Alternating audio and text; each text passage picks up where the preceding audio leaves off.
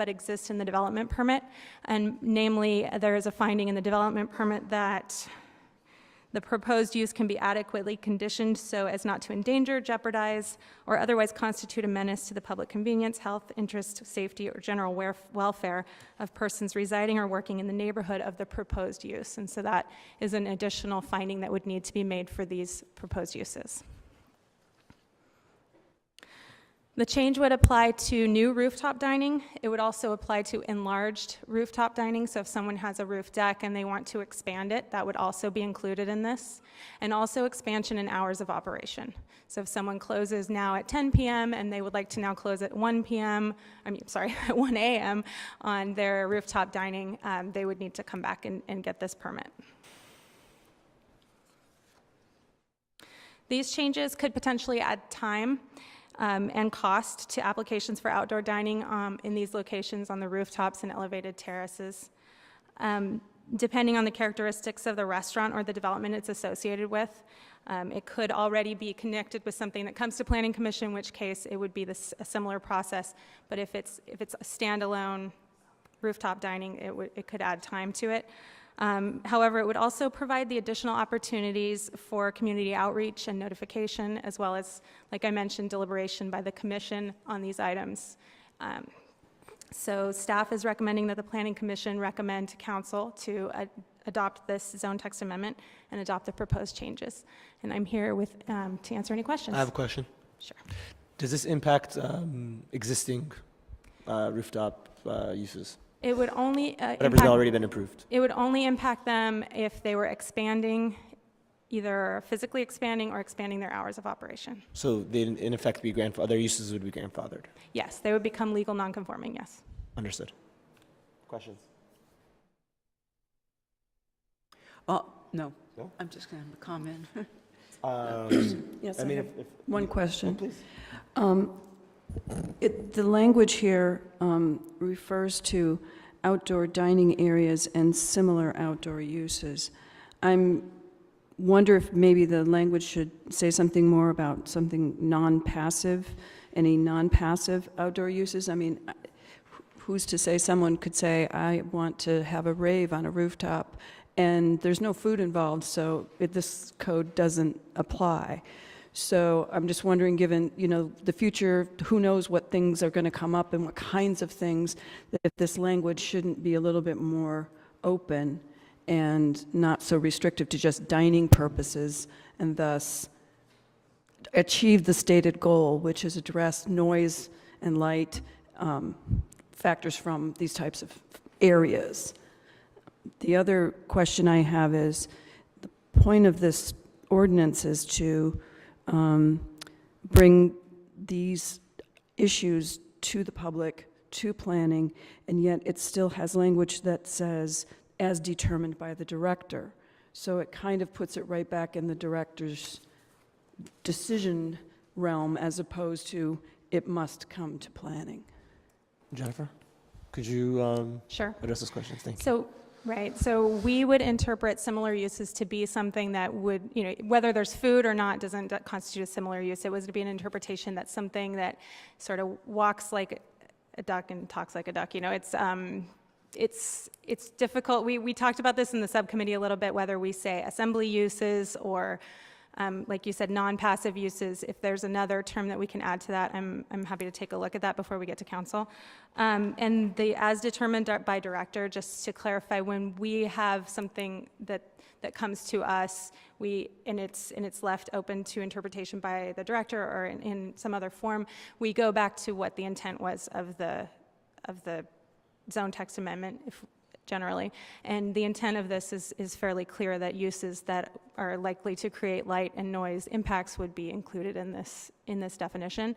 But surely we can take a look at what language can be added to tighten it up a little bit. I actually agree with that, because, I mean, it's broad and it leaves it in the discretion of the director, and the director obviously is, if it walks like a duck, talks like a duck, I get that, but it might also put some residents' minds at ease to know that some items that they're specifically concerned about are addressed. So that. Yeah. I would move to amend to strike that I think we need to, language, don't if we that's need to wait possible. until we hear from the Yeah, public? yeah. Then we Yeah, get 'cause to- we have the yes, public to hearing. deliberation. Any other questions or comments for staff? Questions for staff at this time before? Okay. With that, I will open the public hearing. Oh, do we have any, I guess there are no disclosures on this item because it's for the city. So with that, we will open the public hearing. Speakers will have 3 minutes each on this item. We will start with Genevieve Morrill, followed by Irina Zura.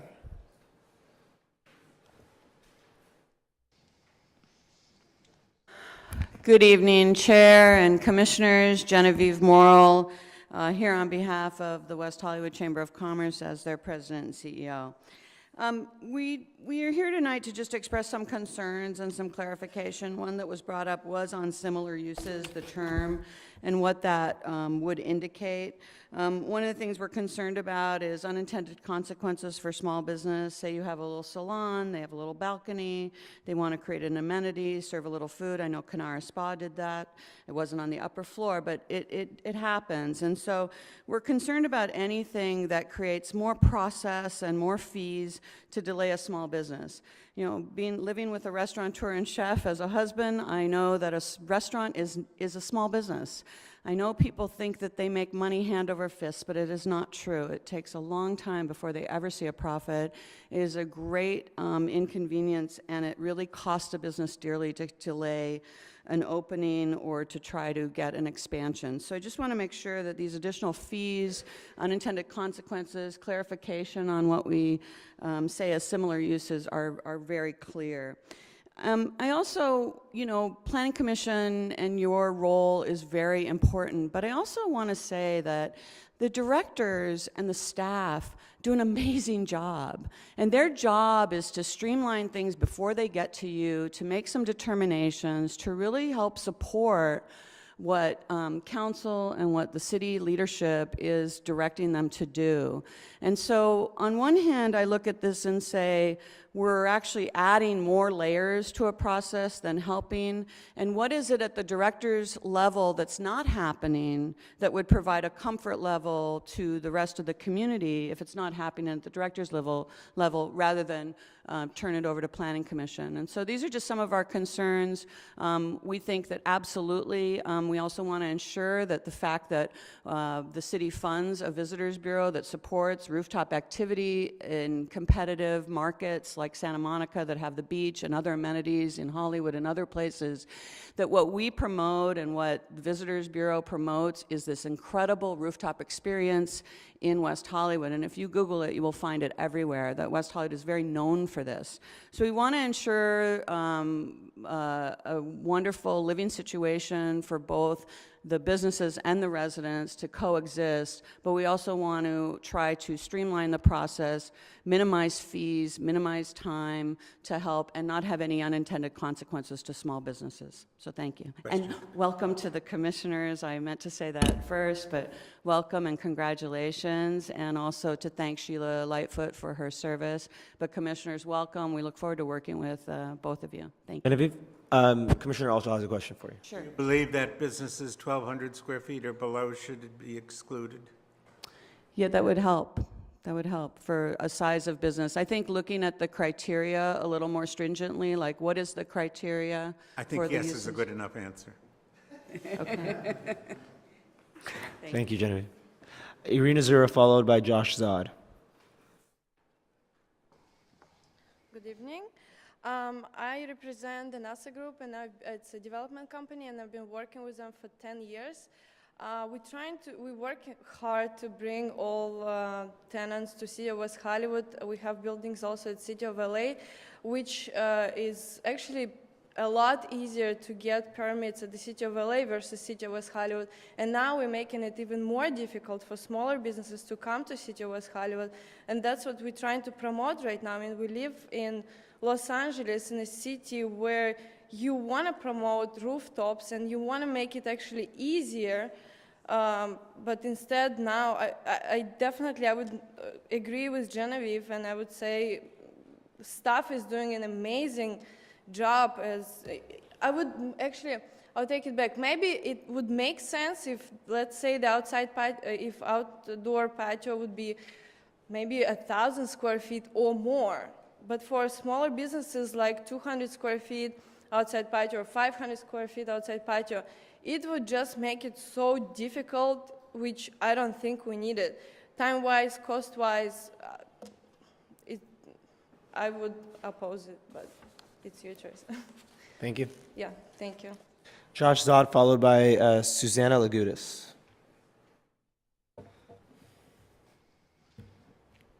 Hello, my name is Josh Zad. I am a proud West Hollywood resident and a business owner. I have a coffee shop, Alfred in the Alley in West Hollywood. And I can definitely foresee opening another food and beverage type business in West Hollywood in the near future, given that I plan on living here probably forever.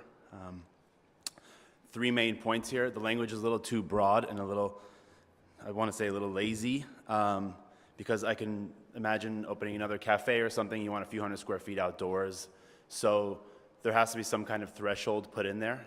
If there is some fear of a menace, crazy, a bar or something like that, to add some more hoops to jump through for bigger businesses like that would attract more people and could potentially create a distraction with noise for neighbors.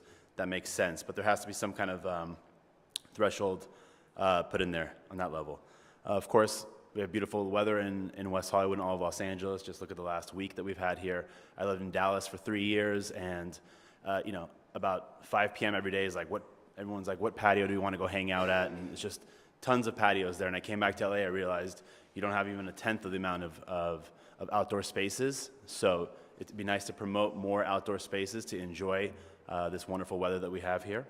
And of course, to echo what was said before, was the high cost associated with the red tape would really push a lot of small business owners like myself away from considering second floor spaces that might be less desirable, but the rooftop could add a little bit of allure. So it'd be nice to streamline that process and keep it the way it is. Again, add a couple measures, maybe a square footage breakdown or such, but more red tape is always bad for small businesses. So. Thank you. Susanna Lagudis, followed by Richard Giesbrecht. Good evening, Commissioners, and welcome, Rogerio and Lynn. I'm Susanna Lagudis. I'm a 27-plus year resident of West Hollywood, and I am in favor of this because I have been recently directly impacted by the lack of this kind of oversight and the lack of access to public participation in these kinds of decisions. And I think this is probably what prompted City Council to talk to staff about it. I would like this to help put in concrete the need for public participation in this process. And I don't believe that when you leave it to the discretion of the director, that is adequate. I also agree, though, with some of the commissioners and some of the public on both sides that the language is a little loose.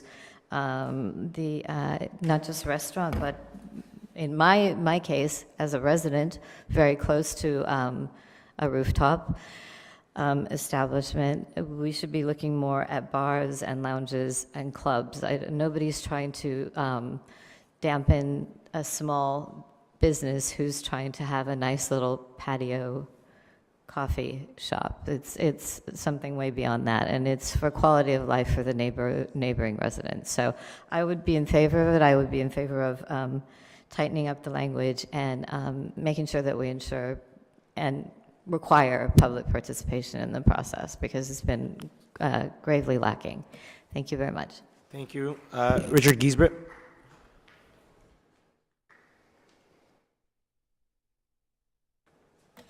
Richard Giesbrecht, President of West Hollywood West Residents Association. I'd like to welcome the 2 new commissioners and thank you very much in advance for your willingness to devote a lot of time to our city. I am here to speak about this matter and also about the unintended consequences of rooftop decks, and this pertains to both huge franchises as well as a mom and pop operation. West Hollywood is not necessarily known for its rooftop decks. It's known for a lot of other things. And when these things are brought to us, they should be thought through very carefully. There's a lot of unintended consequences of decks that are on the first floor. The Laurel Hardware back bar area disturbed neighbors, 75 neighbors behind it for many, many months until it finally was brought under control.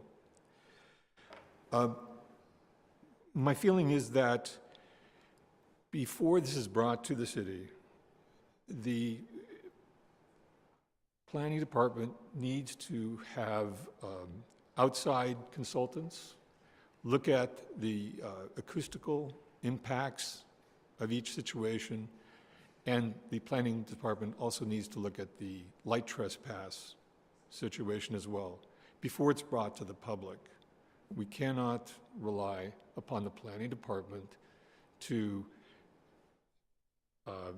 request attributes that they feel would be satisfactorily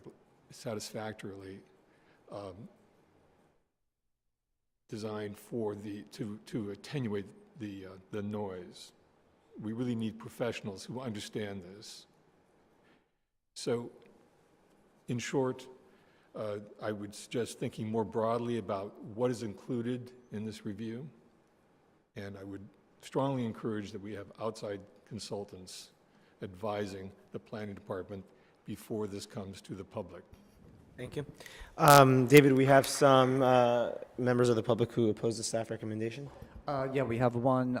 They did not choose to speak, but they want their view read into the record, and apologies for the last name mispronunciation. Michael Atabzad. Thank you. Opposes staff. Thank you very much. With that, seeing that we have no further, before I close the public hearing, are there any further questions for staff? Okay, hearing none, we'll close the public hearing. Chair, can I Yep, make please. a couple of clarifications? Yes, Do you please, mind? thank you. Thank you. Okay, so a couple of things I just wanted to address really quickly. First of all, there was a mention of bars, clubs, and lounges. Those already are subject to a CUP, which comes to the Planning Commission always and has similar findings, has similar notification, and so forth.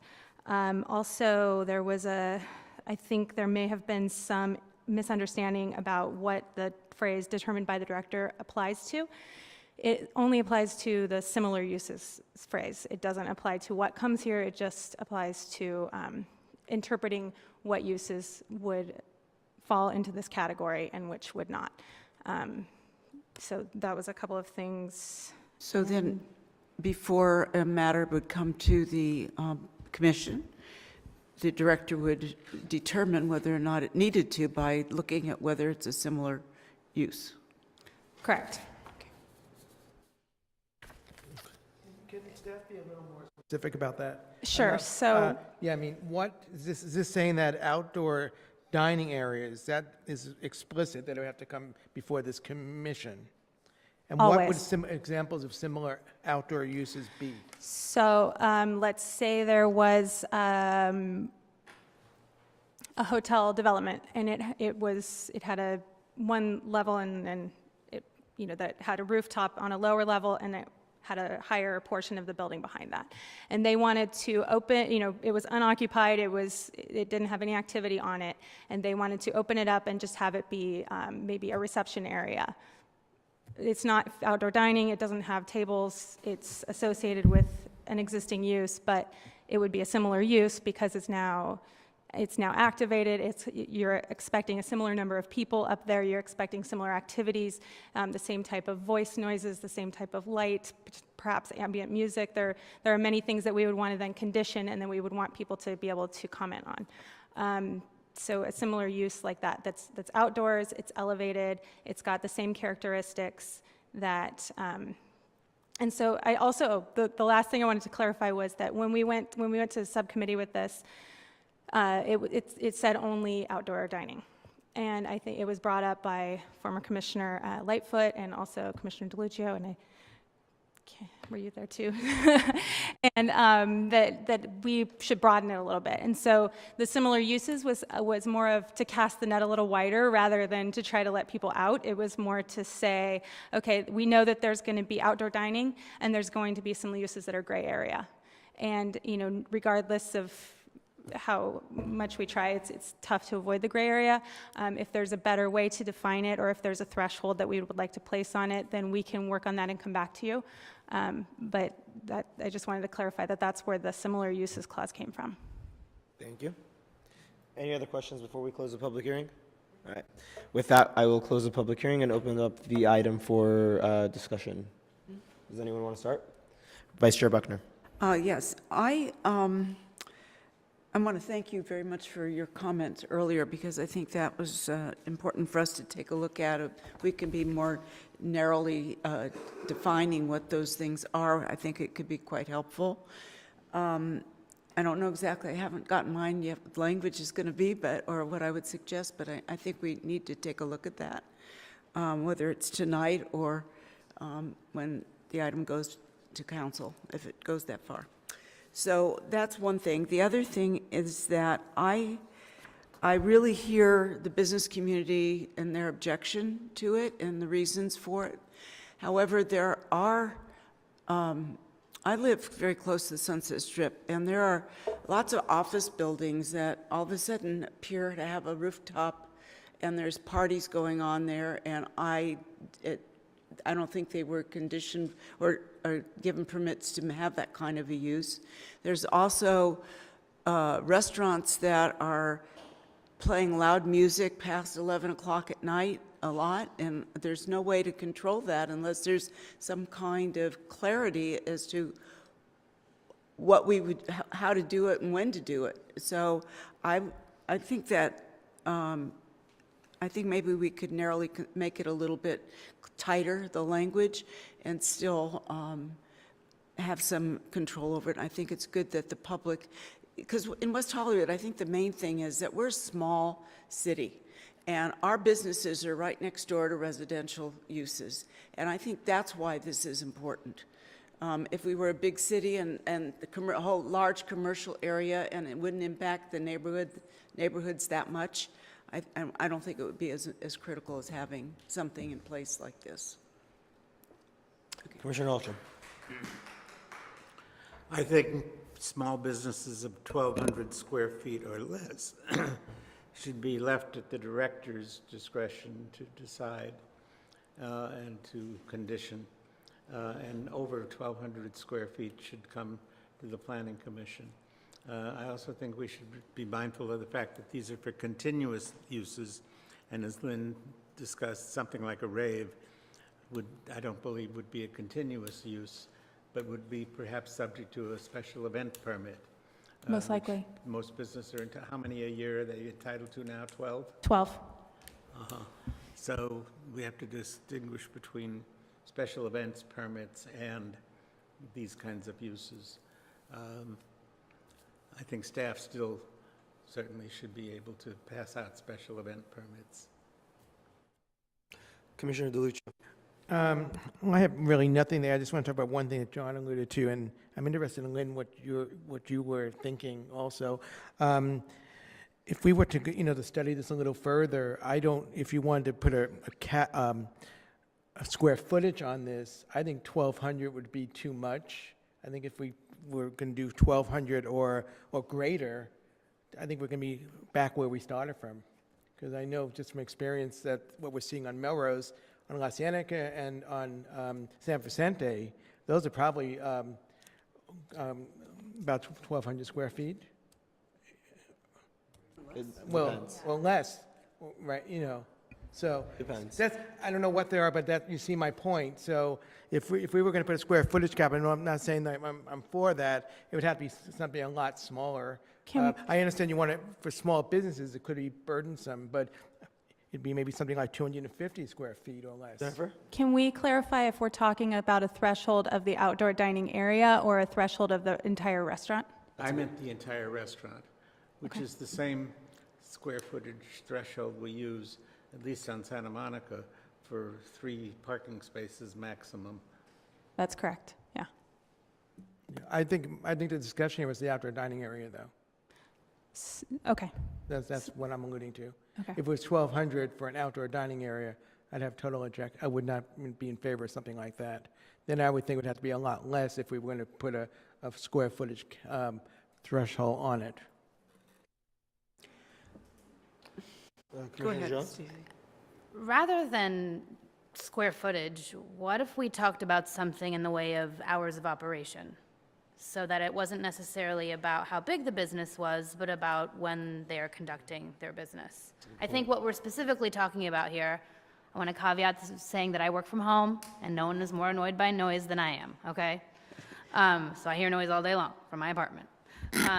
But, you know, thinking about some of the issues that we've had, especially in the way of people hearing noise at night and after hours, I think this is really what we hope to address. This is something that we can have a conversation about. I mean, 1,200 feet is twice the size of my apartment. I feel like, you know, it could be filled with many loud and unruly people. So, you know, maybe as opposed to like a coffee shop, you know, to the gentleman who spoke about, you know, Alfred, you know, it's not open until 2 o'clock in the morning. It's not even open, I don't think, until 10 o'clock at night. So just something to think about, you know, a different way of looking at it as opposed to size.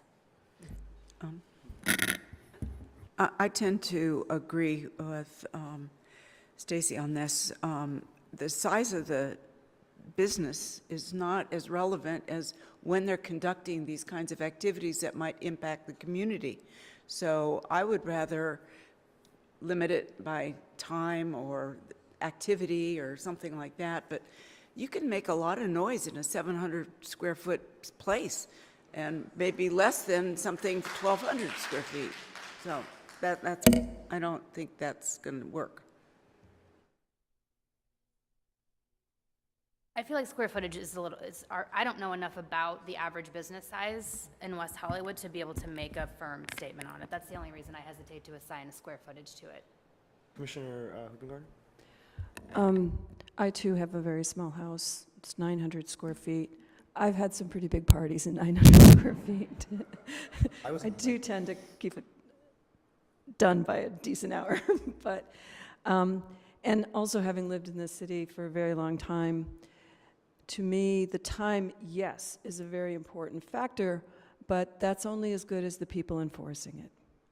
And if you've got a 1,200 square foot space, then I don't know how many times you've called code enforcement, but I certainly have for various and sundry violations. And meanwhile, your day is completely ruined, your night's sleep before your big meeting, et cetera. And the space, to me, is what allows that thing to happen.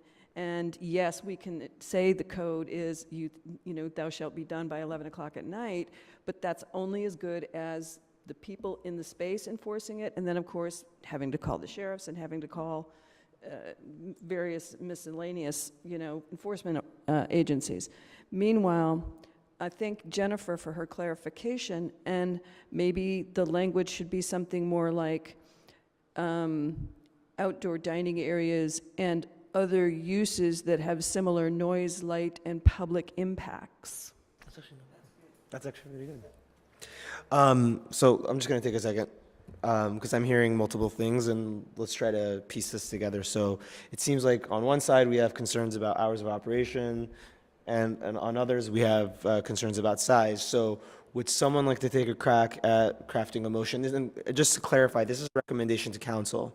So we're just telling them, you know, this is what we recommend. Is that correct? I will bring this back.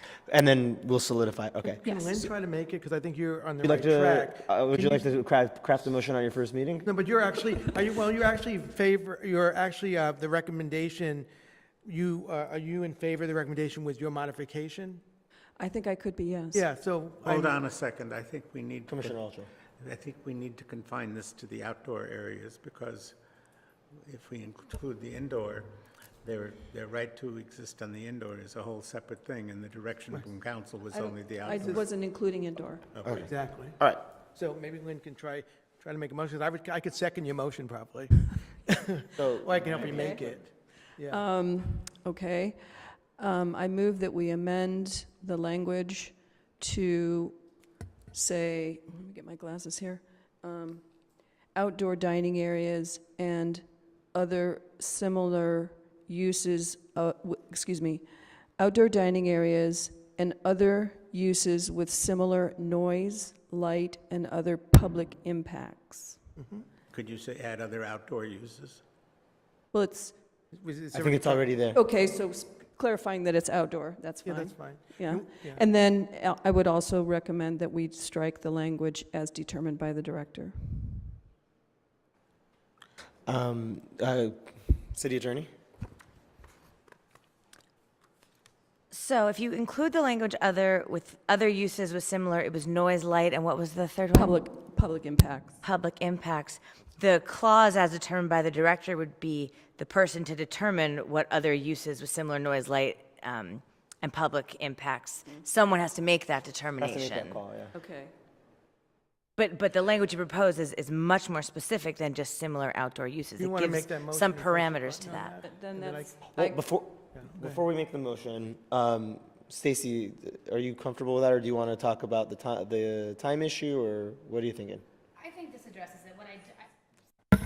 I'm not opposed to that. I just don't want to assign a square footage to it. That's all.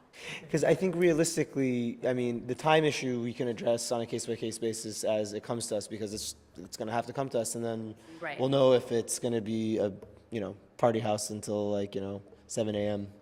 Right. I just don't want to, I don't feel comfortable making a statement here about how much outdoor space or indoor for that matter is And I needed agree. to make noise. I mean, one person can make noise. It's called the person with a leaf blower. I agree, and I think the other issue is we don't have direction as to Right. what is That's right. small or big Correct. in that realm. I mean, we could eyeball it, but that's not our job, so. But I think this addresses it. Yes. I think if you want to press your button, I'll Want to second push your it. button for the motion? Yeah. And then Dawn has seconded it. So, City Attorney, could we please read back Sure.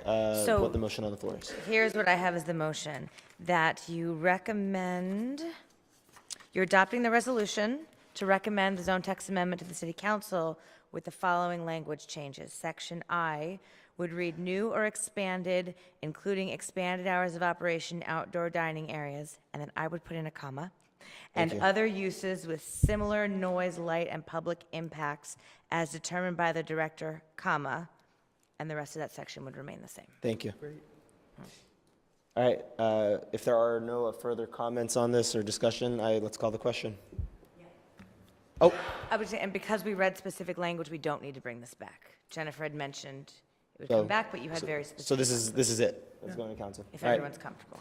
You made a motion. Your first item. That's terrific. We're missing one. Rogerio, did you vote? Oh, there you go. There we go. Okay. And motion passes unanimous, and we'll bring this back at a later Can date. we have a 5-minute break, please? Sure. Thank you. Good job. Good job.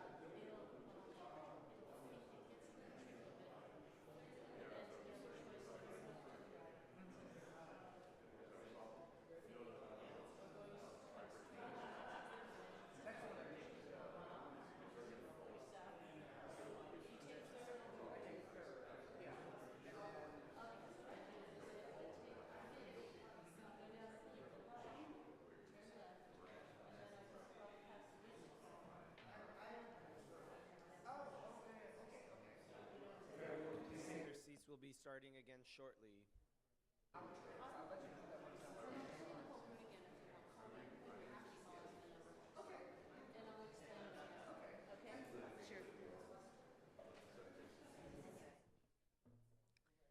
And we will now resume the meeting of the Planning Commission. We will go on to item 11B, the zone text amendment for implementation of the R3C-C and R4B-C zones. Garen Serapian is the planner on this. Do you have a presentation for us? Oh, one item. If everybody up here could speak into their microphones, because some people are having a hard time hearing. Thank you very much. Good evening, commissioners and members of the community. My name is Garen Serapian, and I'm an associate planner with the Long Range and Mobility Planning Division. This evening, we are bringing forward a zone text amendment and zone map amendment implementing the R3CC and R4BC zoning districts identified in the West Hollywood General Plan. The general plan adopted in 2011 identified land uses that support the overall goal and vision of the community over the next 25 years. And as required by state law, the city's zoning ordinance shall be in conformance with the land uses identified in that general plan. The implementation of the following two zoning districts were identified in the general plan. The R3C-C zoning district, which is parcels on the east side of Fairfax Avenue south of Santa Monica Boulevard. The R4BC zoning district, which is on the residentially zoned parcels directly south of Beverly Boulevard within the city of West Hollywood. The West Hollywood General Plan envisioned these districts as a new creative type of residential use that would allow for ground floor neighborhood serving uses and commercial. Over the past year, staff has been developing guidelines for these zoning districts as envisioned in the general plan. In the process, there was strong community support for exploring and incentivizing live-work type units in these districts. And the resolution we feel today provides for more opportunities to enable live-work in these zoning districts. I'll quickly go over each of the districts and then summarize the standards that we are proposing in the resolution you see in front of you. The R3C-C zoning district, as I mentioned, are parcels on the east side of Fairfax, south of Santa Monica Boulevard. The goals and policies of the general plan direct the city to focus a majority of new development to the city's commercial corridors serviced by high levels of existing and future transit. This zoning district also meets the general plan goal to meet housing goals on the city's commercial corridors. To summarize, this zone includes 14 total parcels. 8 of those are around 50 feet in width and around 66-foot depth, with the remaining 6 parcels between 100 to 150 in length and 66 feet in depth. The parcels directly adjacent to this zone are on Orange Grove are zoned R3C, which is the same density as proposed in the R3C-C zoning district. For the R4B-C zoning district just south of Beverly Boulevard between North Weatherly and North Clark Drive, the goals and policies of the general plan call for Beverly Boulevard to transform into a walkable mixed-use district with neighborhood-serving uses. This zone is directly adjacent to the boundaries of the city of Los Angeles, and the parcels are about 15 parcels total that are 50 feet in width and 120 feet in length. So what did the general plan actually specify for these zoning districts? The general plan specified 3 categories: the height, the residential density, and the commercial density of these districts. The height is 45 feet, 4 stories. Residential density for the R3C on Fairfax is 1 unit for every 1210 square feet of site area. The R4B-C is 1 unit for every 872 square feet of site area.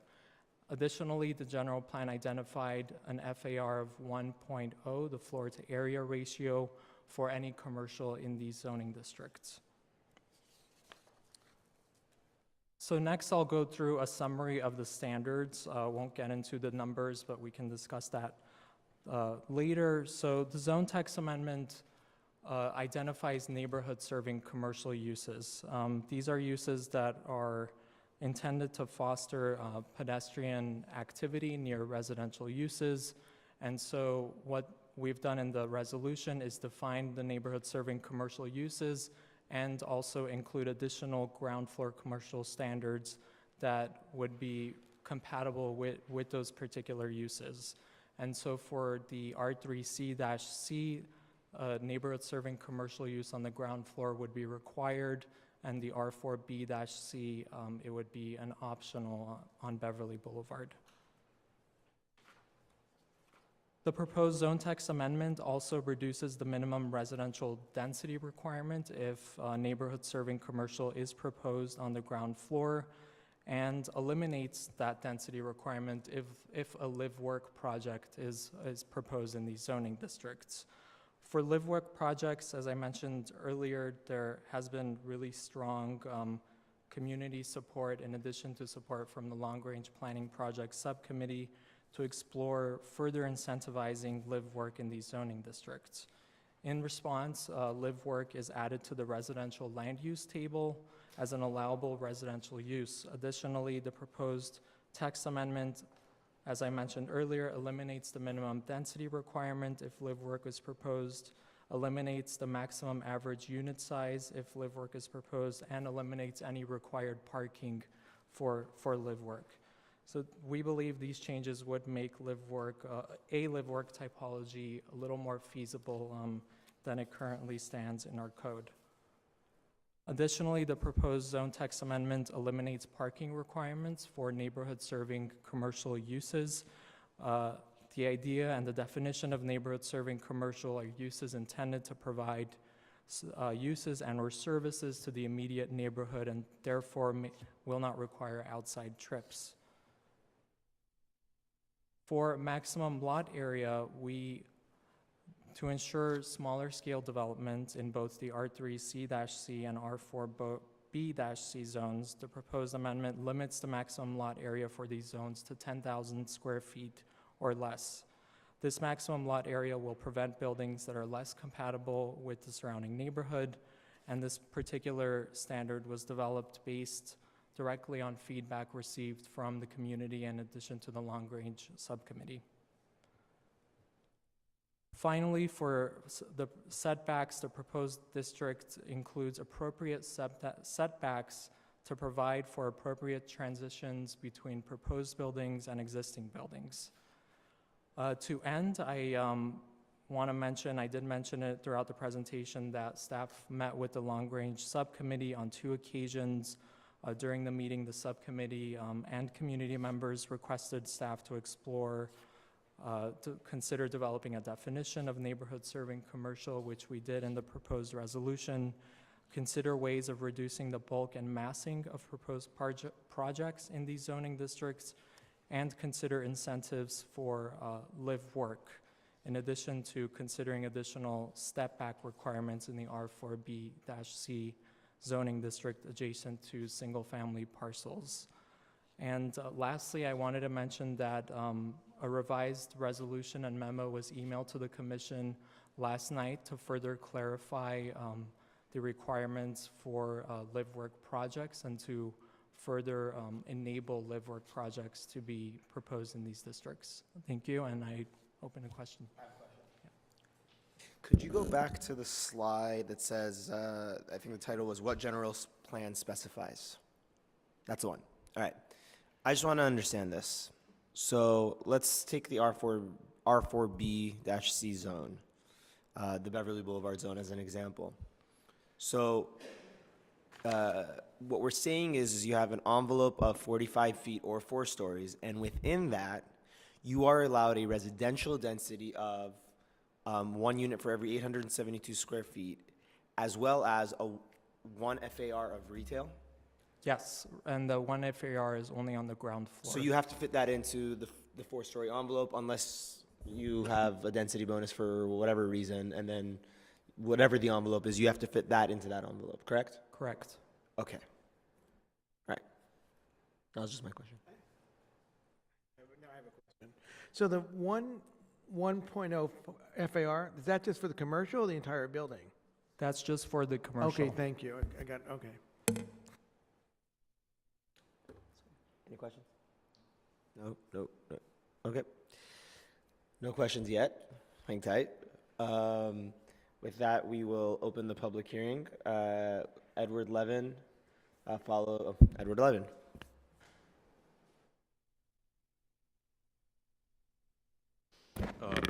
Thank you. Edward Levin, resident of West Hollywood. First, I'd like to welcome Commissioners Hoopen, Gardner, and Carvalero. Good to see you up on the dais. Good to see a full dais. In general, I think that the proposal is really excellent. It's a very positive thing.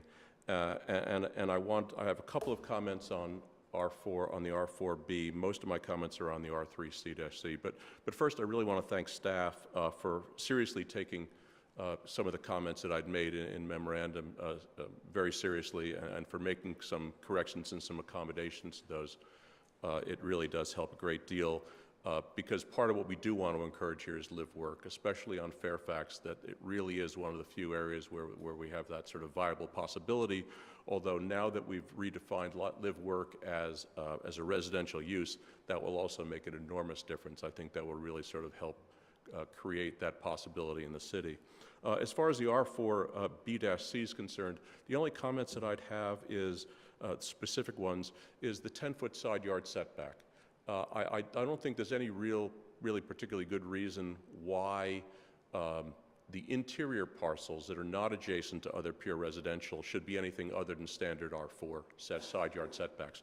I mean, we have the front yard setbacks only 7.5 feet. The side yard's 10. That just doesn't make a lot of sense. I don't see why that shouldn't be standard. Also, for that district, a 10,000 square foot maximum project size, maximum lot size, really means a one lot size. Those lots are 6,000 square feet. So I'd suggest splitting that. So in the R4B-C to make the maximum 12,000, so that somebody could do a 2-lot project. Keep it 10,000 for the R3C-C. This is actually very complicated stuff, as you can see from the memorandum. And those are really the only two comments I have on the R4B. The R3C-C, part of the problem is, and I really appreciate staff's difficulty in trying to resolve this, they're very, very small sites. And mice are not small elephants. They're structured very differently. We can scale things down. We can scale the size of lots down. We can't scale down the size of parking spaces. We can't scale down the size of maneuvering spaces. So they create, small lots create unique situations, and that's why I wrote the memorandum that I did. A lot of what's in there is sort of spelled out. Some of the standards there use a little more study.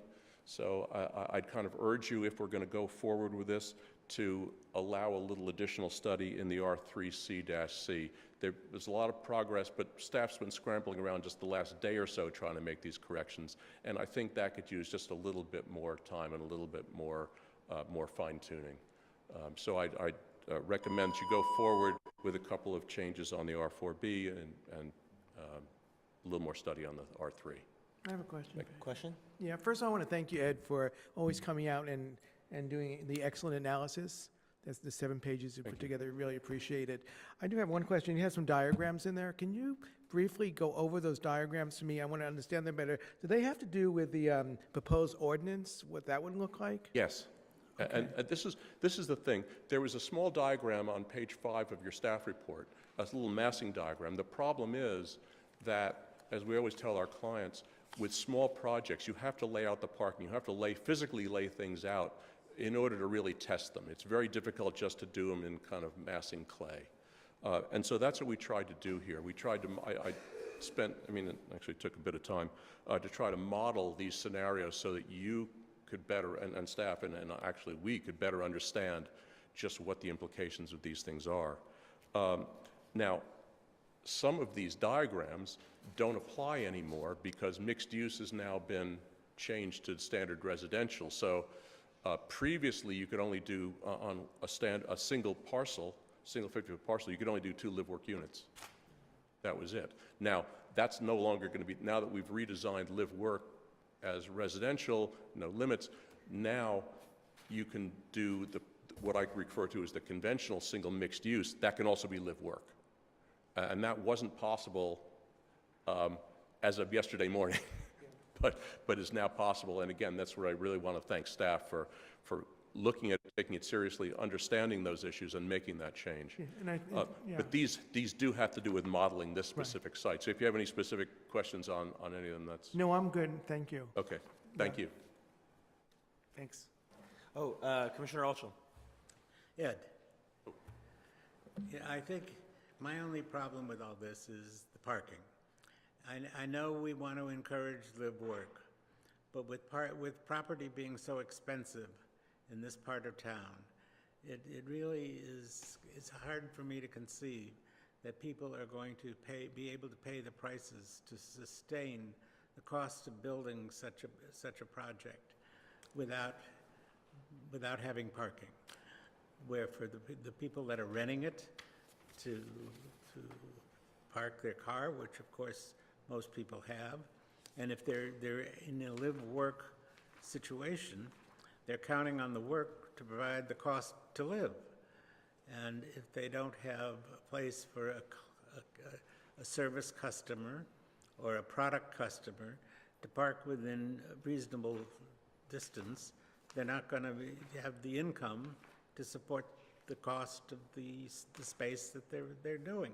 It's pure economics, and I know we're not supposed to look at that, but how does it work? I couldn't possibly agree more. And that's why the diagrams that we did, even though live work's not required to have parking, we did a diagram showing live work with parking. I don't think it's practical to design these things without. If you look at the live work diagrams, there's one that has no parking and has fills out the site completely. There's another one that has parking, because I think as a practical matter, whether you mandate parking or whether you don't, the economics mandate parking. It's hard for me to imagine a developer taking seriously building a site out to maximum and not providing parking whether you require it or not. So I think that's absolutely correct. Some things it's actually possible to let the market take care of, and that's certainly one. It's going to be very difficult for someone to market a project without parking. I agree. Of course I agree. But perhaps we should have some kind of a suggested parking, like say 0.5. Well, this is part of the reason why I think that particularly the R3C-C requires some additional study at this point, because now that live work is residential, we may want to revisit the parking standards on that again, because there'll now be more live work units on there. So again, this is why I would really encourage you, make a couple of minor corrections on the R4B on Beverly, move forward with that, but I think there's still some work. We're all kind of scrambling around at the last minute to try to figure this out. Right. If you try to market your space to, in one space, a French horn teacher, and in the next place, a psychologist, they could perhaps share parking spaces. But I think it's almost mandatory to expect people to have parking. As I said, that's why our diagrams, at least one of the diagrams with live work showed parking even though it's not required. Thank you. Thank you. For Ed? For our staff. Can I do that? at Yeah, this sure. point? So I was on the long-range subcommittee at the time this came before us, and we spent a lot of time looking at this. Now, I thought I recalled that the Fairfax lots are very, very tiny, but that there was a way of putting some parking in front of these units on the street. Didn't we talk about that? No, not at all? No, I don't recall that conversation.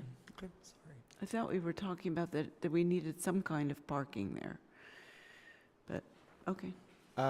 With that, we will go on to our next speaker, Adrienne Leese. I hope I pronounced your last name correctly. Thank you. Hello. So I live right next to Beverly, next to the proposed area. And generally, since I'm from a bigger European city, I like when the buildings are next to each other without having those, I like to refer to them as like rat alleys, those little setbacks that always are dirty and not very inviting because nobody uses them really. But in general, I don't really see the use for the proposed area for the Beverly Boulevard, because it's anyway already the second row. And that would be my one point about the setbacks, especially the ones on the side. My next point will be about the parking, where I totally agree that especially if you have a live-work environment, who wants to live without parking? And that was it already. These are my concerns. Thank you. And we have, David, we have someone that opposes the staff recommendation. Yeah, one speaker chose not to speak. Wanted his view read into the record. Carlos Vara opposes staff's recommendation. Thank you. Questions for staff? Commissioner DeLucio. Yeah, can you clarify for me, currently you're proposing for R4C to have some 10-foot setbacks between buildings, side setbacks? Is that what I understood? Yeah, for the R4B-C, the 10-foot side setback is only for properties that are adjacent to R1 zones within the city of Los Angeles. So they only apply to properties that would be adjacent to single-family homes. The regular 5-foot setback would apply to all other parcels that are not adjacent to R1. Okay, and then Ed mentioned that those are kind of, we're not talking about that many parcels, are we? We're not talking about that many sites. No, we're talking about 14 parcels. Right, and on average, are they about 6,000 square feet? Yes, they're about 50 by 120. And then so you're proposing the 10,000 minimum? Yes. So, okay, so 12,000 is a possibility to recommend. Yes, it is a possibility. Okay, thank you. Any further questions? Commissioner Hubengard? Oh, Commissioner Hubengard, and then you. Okay. My question is in regards to, well, it's really more of a comment, R4BC. And we had discussed this briefly earlier, and having driven through the area, I don't see a precedence for this 7.5-foot setback in the front. Most of the commercial on those streets are pretty well up to the sidewalk, or maybe give you about a 1-foot, 18-inch landscape buffer. And one of the opportunities I see happening here, or that could happen, is that we could have a strong commercial edge, which creates a nice gateway experience into the residential. It could also give the developer an opportunity to do corner glass from the residential, so as you're walking towards Beverly from the residential side, you have a unique commercial opportunity, design opportunity at the ground level. I like the setback of the residential on top, because that feels like it could feather into the residential scale behind it, but I question that front yard setback. And I also agree, that 10 foot, but you just made the clarification, 10 foot is only on the residential side. It's not on the side where commercial abuts commercial, correct? That's just 5 feet. Correct, yeah, the 10 foot is only when it's adjacent to a R1 single family. So that makes sense.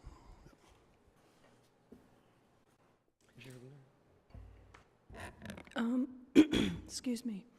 The supplement that you handed out with the pictures and talks about the goals of making Fairfax more walkable, neighborhood scale.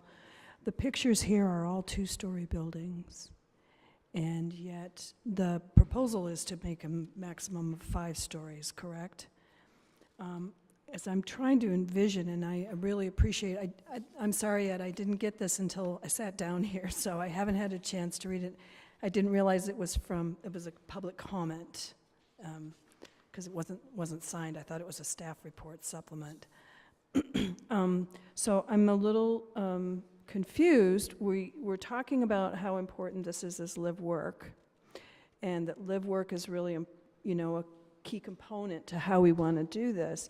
And I would agree with Ed that when I do the math, I don't know of a developer that has a chance to do 28,000 square feet or however the math works out, or do live work and it's 9,000 square feet, who isn't going to go for the 28,000 square feet because that translates into cash. And so we're purely disincentivizing live work. I mean, if you know of a developer who's going to walk away from cash, I'd like to meet them, but I wouldn't.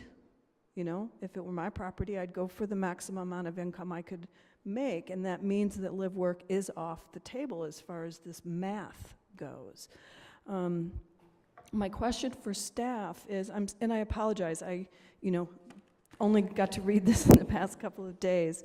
And I did some research last night, and there's an open item that was approved by council in November of 2015 that is, the subject is updates to live work facilities and home business ordinances. And it directed staff to draft a zone text amendment to update the city's live work and home business regulations. And it says it was due in 180 days, but my research, I couldn't find that document. Does it exist? That was a council directive that is on our work plan of pending zone text amendments. Because I'm just curious, it seems like that's going to be an overarching plan as relates to live work, and given that especially the Fairfax property was identified during the general planning process as such a key component to our live work opportunity for development, that maybe this is getting a little cart before the horse, and we should look at this directive from council and the result of it before we go into starting to get into nitty-gritty tactical. If I might clarify a little further, the city already allows for live work development. The direction from council was to review the existing codes to see if there were ways to further encourage it. I might suggest that we're testing some of those ways with this proposal, but certainly the additional work would be further review of the other sections of the code. I have a question. Is there like, I know we're doing implementation to the general plan at this point with these zoning ordinance, zoning text amendments, and these recommendations to council. Is there a time frame when that we're against, that this has to be matched up to the general plan? There's not a set time frame, but because the codes are inconsistent, if there were a pending project in this area, it would be, that code issue, the discrepancy would need to be resolved in order for a project to move forward, and so it is not advantageous to the city to maintain a discrepancy. Okay, thank you. I have one more question. I drove the project, I drove past Fairfax and Beverly yesterday, and I saw a 3-story project at the corner of, just north of Willoughby in this CN1 zone. And I tried to find it on the interwebs, and I couldn't find the answer to how was a 3-story building approved in this 2-story, 25-foot zone. And what is it? Is it mixed use? Because this wasn't mixed use property as far as, because we're just now reviewing that. So I was just curious as to what this property, I have pictures I took, if anybody wants to see them. So I was curious as to, I couldn't find anything in my search for approvals for that address and that kind of thing. I was curious as to what is that and how that was approved.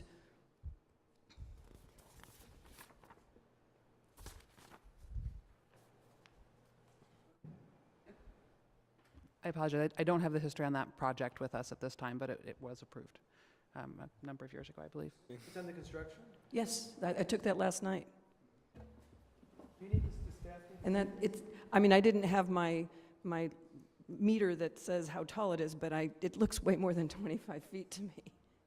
35? Is that the No, height? this is currently zone 25.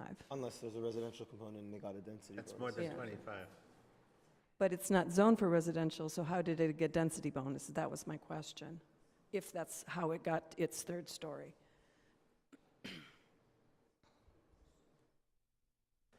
Maybe Yeah, let's give them a moment.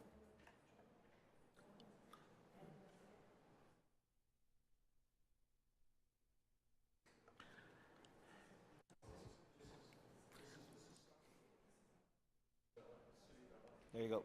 But it's just north of Willoughby. It cuts in and out. Oh, that was, Yeah, I wasn't. So that's one interesting thing about the city of West Hollywood, and I don't know enough about the history to comment on this. You probably do, but I think we grabbed whatever we could. So No, it wasn't a grab. It was you know what I existing. mean. But everything north of Willoughby is West Hollywood. It is in West Hollywood. Yeah, it is in West Hollywood. It is? Yes, that entire block is in West Hollywood. I apologize, I don't have the details of that project for me. I believe it's a mixed-use project that was approved certainly before what we're talking about tonight. Okay. You get back to us on that? Yeah, I'm confused. The question of how it was approved? Yeah. Well, yeah, or if it was approved, or how did, Well, I mean, when was it They're under approved? construction, so. We could, it would be helpful if you could let us know what the issue is that you want us to report back on I think specifically. I think the question, and I don't want to speak on her behalf, is, how did how did they get 3 stories in a zone that allows for 2 if it's in a commercial zone? It's not agendized, so. 100%. I was just clarifying. Is this in the R3 we're talking about? R3C? Yes, it's Okay. part of, it's currently Zone C and 1. If I can just make a suggestion, Chair. Yes, please. Here at this point, because just so we get back on Yes, on the subject, I would like to separate the discussions out.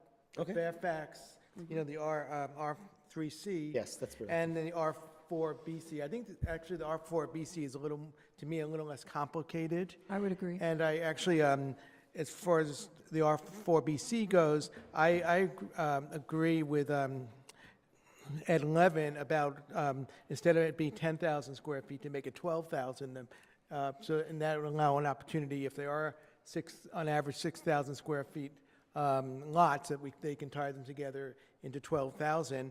And also, our new commissioner, I like his suggestion about maybe that we don't need the front setback. We can just, to be 7 feet setback. Maybe it could be to the property line, granted that the second floor is pushed back. So those would be my, just my comments and observations, what I'm hearing this evening on that particular portion of this item. I just wanted to clarify the front setback for the R4BC. Would the elimination of the 7.5 feet be only when commercial is proposed on the ground floor? Because for the R4BC, commercial is only allowed, it's not required for those zoning districts. It would make sense that it'd only be during commercial, because then you would Yes. align. Yes. Okay, Yeah. all right. Yeah, so if we would, so that's my input on that, so I don't know what other folks think, if they have anything to add. Can I ask one more question? In regards to Fairfax, live, work, parking, it's just a suggestion to leave it open. They can have parking if they want to, but it's not mandated. So currently, the way that the resolution states, parking is not required, but anyone could provide as many spaces as they'd like. Any proposed project would have that option to providing spaces. And as someone mentioned, the market will dictate that parking demand. Okay.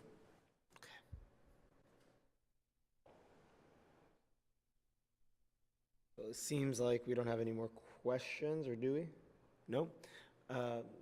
Vice Chair Buckner. Are we at this point, are you going to bring this back to us with changes? Or are we going to vote on it now before it goes over to council? Is that the plan? But that's up to the commission. Okay. You can My vote- motion was to separate it out, and I think I'm ready to make a motion on the R4BC. The motion is staff's recommendation with the caveats we just outlined here, with instead of a minimum of 10,000 square feet lot to be 12,000. And we also, for commercial, that we would not require the front setback. So And that then what would do you be- want to do with the Fairfax, so the R3C portion? That's a whole other discussion. Okay. Right now, I'd Do like you want to make the motion? Yes, that'd be my motion on that. Is there a second? I'll second it. Thank you. Oh, well. Yes, just as for the R4BC. Just for the R3. Are we allowed to, or sorry, are we I allowed just to have parse it a out? question, Yes. this is more just a Yeah. record-keeping matter. They're all on one resolution, so Can't parse it out. if you wanted to parse it out, that's fine. Well, I think I have to bring them both back, though. I think it's, because- but this one, I just prefer them, maybe we could put them back together at the end, but right now I'd rather separate it out. My motion's to separate it out. Okay, Yeah. so maybe get consensus for R4B, Exactly. consensus for the other, and then let's see if we can do it on this Exactly, right now, I'm document. trying to get. What if we did a voice, like an informal voice vote for this? We'll just can I just call roll like that? And then we'll work on the R3C portion. So we'll start over there. Commission. Let's take the motion off the table. Can we do that? You good? Yeah, yeah. Perfect, okay. We'll start this way now. Commissioner Hoopengarner. So the motion is to separate the two.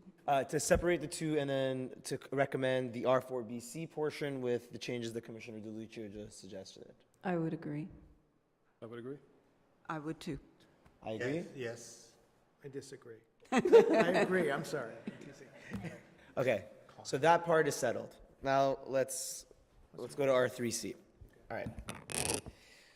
So what are the concerns, just to reiterate, if anyone wants to speak up, what are the concerns with the R3C portion at this time?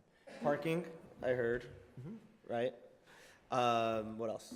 Well, and total project size. I mean, I think the bigger issue with this is that we can't change what the general plan dictates. Right? So what we're looking at is an R3C, which is a big building. It's a big building, and I think what we all want to try to kind of stave off based on some of the projects we've been seeing and some of the community feedback we've received is that what we don't want are these, very, very large projects that, have potentially deleterious effects on the adjacent residential communities. Are you feeling me on this? Okay. So I think the devil is really in the details here, as per Mr. Levin's comment, that we need to be really strategic about how we recommend this be implemented, because there are lots of gaps left open in terms of what the general plan does not dictate. So parking is obviously a huge deal. Do we want to limit how people can park? Do we want to limit it so that there can't be any underground parking, which we haven't really talked about? Do we want to talk about or recommend the number of parcels that can be bought beyond what's specified in the report? Because you could theoretically buy 2 parcels that were already adjoined for a potentially very large project. I think that's what we want to Garen? Sorry to interrupt. avoid. Yeah, sorry, just to clarify, with the 10,000 maximum lot area, you wouldn't be able to buy 2 10,000 square foot lots and combine them and create one project. So the 10,000 would be the maximum threshold. All right. So does someone care to craft? Yes? I have a question for legal. In here, it does state that as an alternative, that the commission is concerned that the zones identified in the general plan do not meet the current goals of the community, that we could recommend to council that the general plan amendment be essentially removed and we stick with the CN1. Is that what that's saying? That's one of our options? Yes, because your zoning ordinance and your general plan have to be consistent. So this is to make them. And if there's not a way to make them consistent, then the other option is to amend your general plan. So to say we're not something else. required to go 5 stories and do the whole, the proposal. It would require a general plan amendment. Has the general plan been amended yet this year? No. Okay, so that would be the first. Can I ask a quick question? And pardon my ignorance on this. Does CN1 allow for live work? Yes. It does. Okay. Yes, it would allow for live work.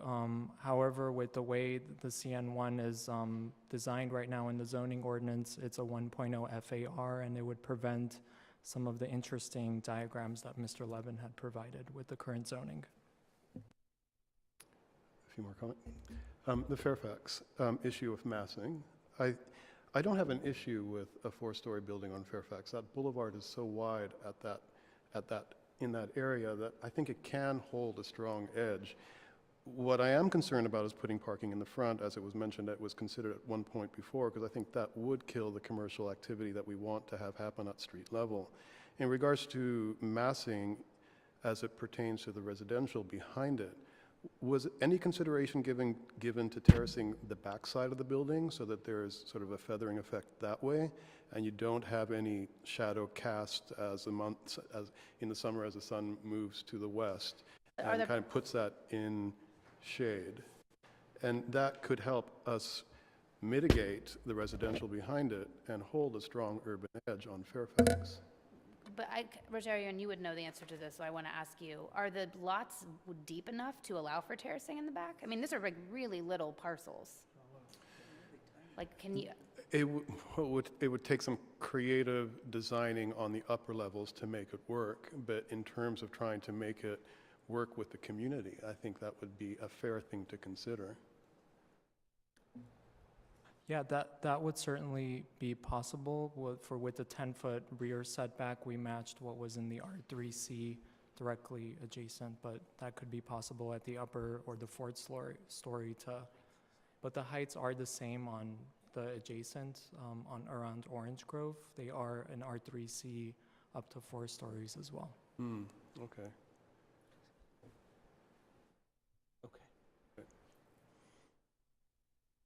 So does anyone want to take a stab at piecing together a recommendation based on what we're discussing tonight? I think one of our newer commissioners maybe needs to do that. No. I'm not clear what I'm hearing is the concern about the parking, but I'm also hearing that's not we're not mandating the parking, but parking, they could put parking in. So that's sort of, and the incentive for the live work was to not require the parking. But it's not, if they wanted, they could put the parking in. So I'm actually, I'm pretty okay. I was on the subcommittee. I'm pretty okay with this recommendation. The reason I didn't want to bundle it with my previous motion was because I did hear some hesitation here. So I really don't have anything else to add. I personally would like to suggest that this isn't quite ready for prime time. That I think I personally would very much like to hear the results of that study and the recommendations on the live work in the context of this, because this is, this is one of, I was part of the general plan process as well, and we identified this particular strip as one of those really prime live work opportunities. And so that was part of the general plan process. We said this was live work, but the way this is crafted, I think it completely obviates live work. And to Ed's point, you're not going to make a decision to build a dramatically smaller project that would accommodate live work. You're going to go for the mixed use opportunities. And what study are you referring to? I'm sorry. What study? The one that council directed. Oh, the one that you were questioning earlier. It's dated, excuse me, it was in the November 16th meeting of 2015. It was on the consent calendar. Bianca, I think, had previously mentioned, sorry, go ahead. Right. So, yeah, as I mentioned earlier, that's on our pending list of zone text amendments. Our first step would be to review the ordinance to see, beyond the way that we currently allow for live work, if there are additional incentives that would further encourage live work uses in the city. One of those would be the reduction of parking that we're proposing as part of this amendment tonight.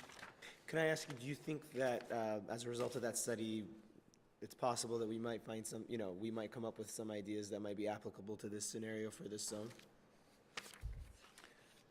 It's hard to say. I think that the recommendation that we've made tonight is our effort to encourage live work to the extent that we are able to on these properties. Okay.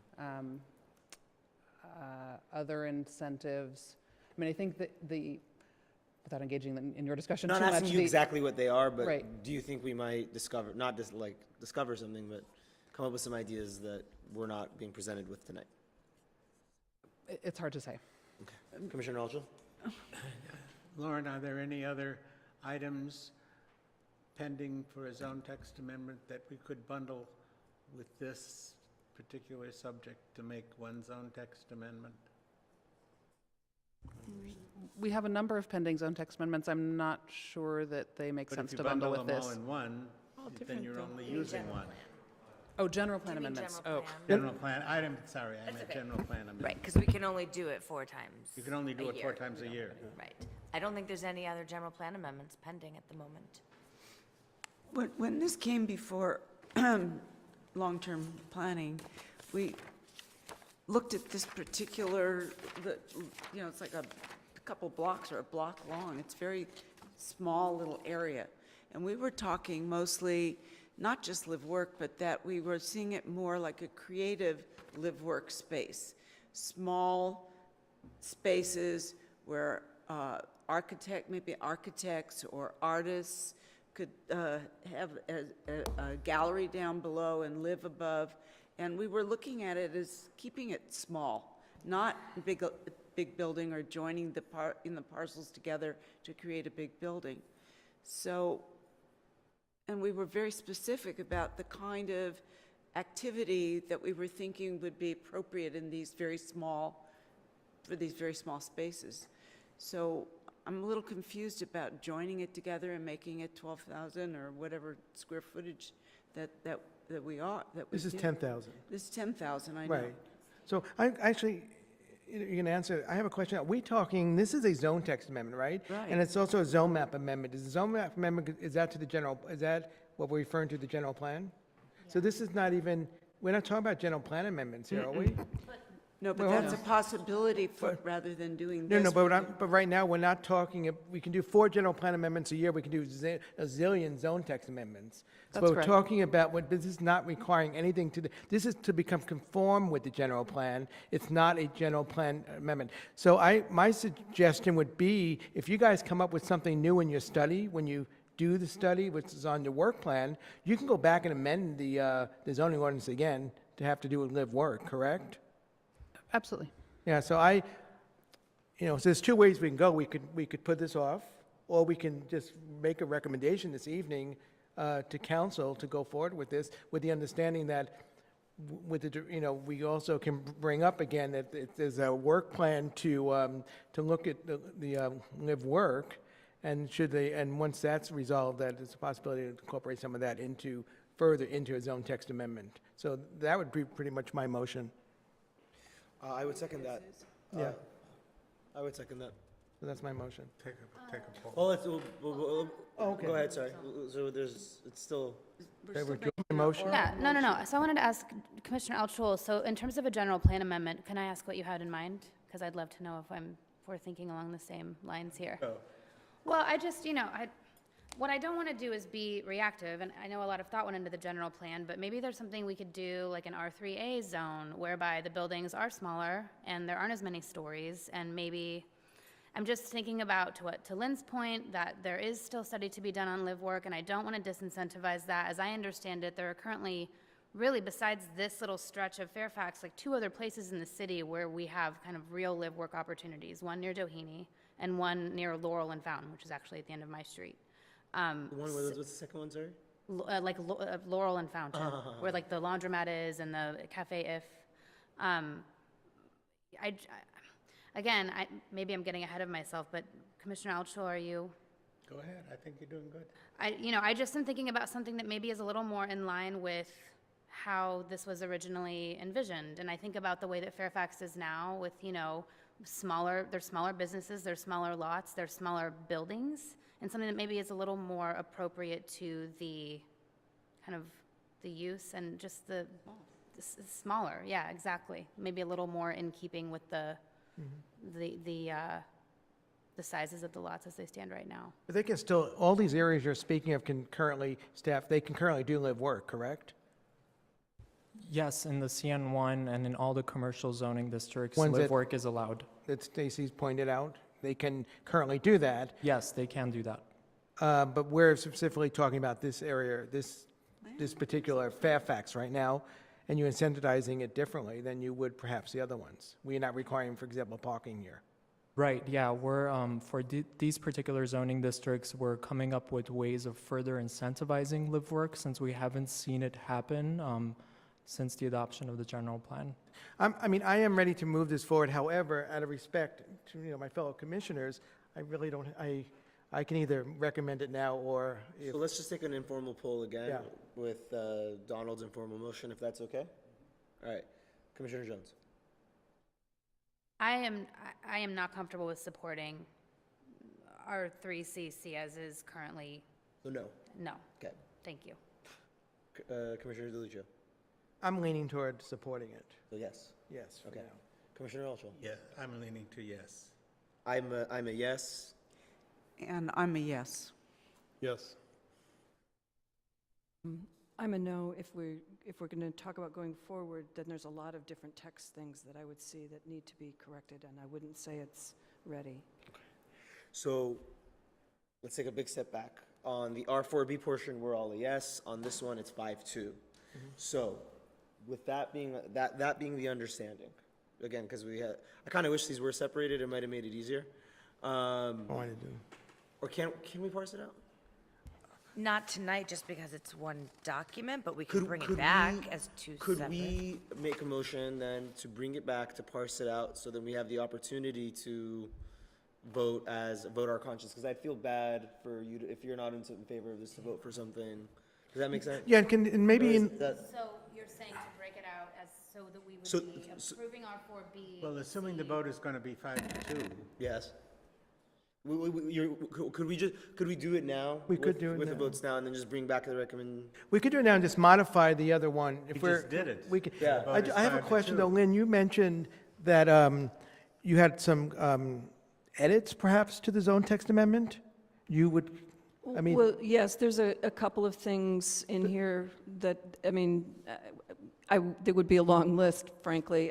Things like it says, in this zone, it's allowable commercial on the ground floor. Well, wait a minute, no, we said this is a commercial zone. It should be a required commercial zone.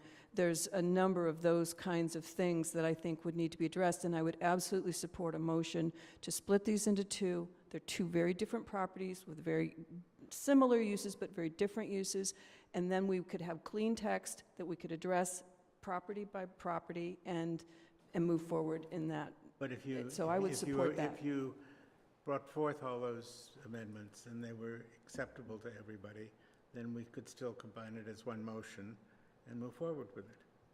So maybe if we brought it back at the next meeting just for that, if you would mind getting together with staff, either on the telephone or however you wish to do it in between now and then, and they could bring it back with those suggestions, and we could just take a few minutes and do that.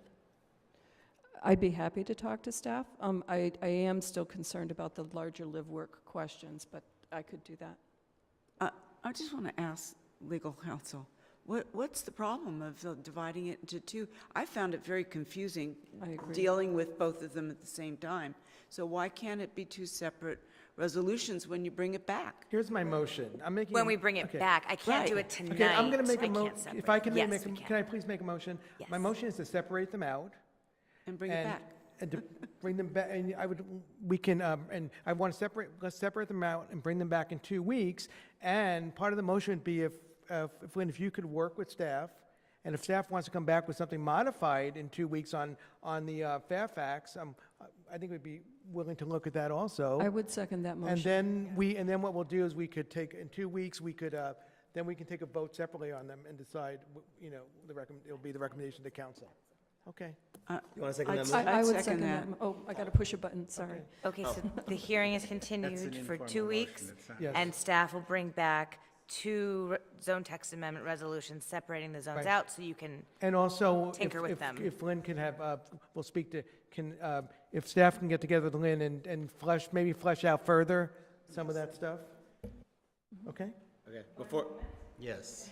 Let's just take a second real quick.